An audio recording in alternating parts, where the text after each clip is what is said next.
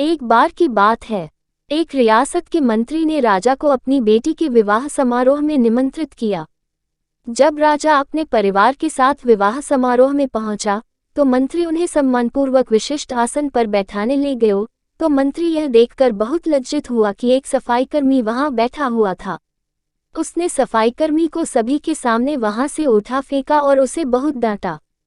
सफाईकर्मी ने बहुत अपमानित महसूस किया और बदला लेने की योजना बनाने लगा। अगले दिन सुबह जब वह राजा का कक्ष साफ कर रहा था, तभी वह जानबूझकर बड़बड़ाया, राजा कितने नादान हैं। उन्हें यह पता ही नहीं कि रानी और मंत्री के बीच क्या चल रहा है। राजा आधी नींद में था। यह क्या बकवास कर रहे हो?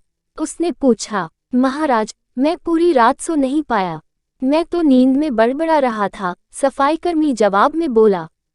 हालांकि उसकी बात सुनकर राजा के मन में संदेह के बीज पड़ गए थे। राजा अब मंत्री से चिढ़ने लगा और समय समय पर अपमानित करने लगा।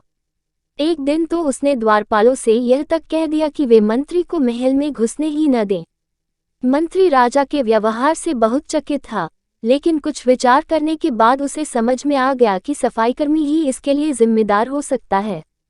मैंने उसका अपमान किया था और उसी का उसने बदला लिया है। अब मुझे उसे दोबारा प्रसन्न करना होगा, तभी वह राजा की निगाह में मेरा सम्मान दोबारा दिला सकता है, मंत्री ने सोचा।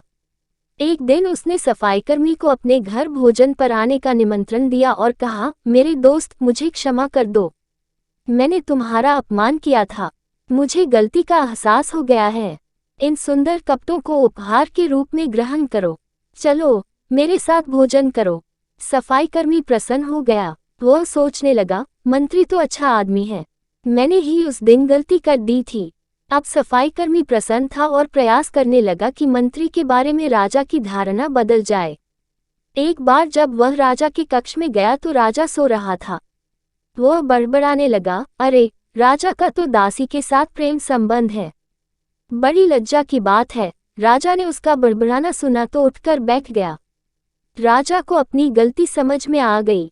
इस तरह की अफवाह के चक्कर में आकर उसने अपने बहुत अच्छे सलाहकार की अनदेखी शुरू कर दी थी।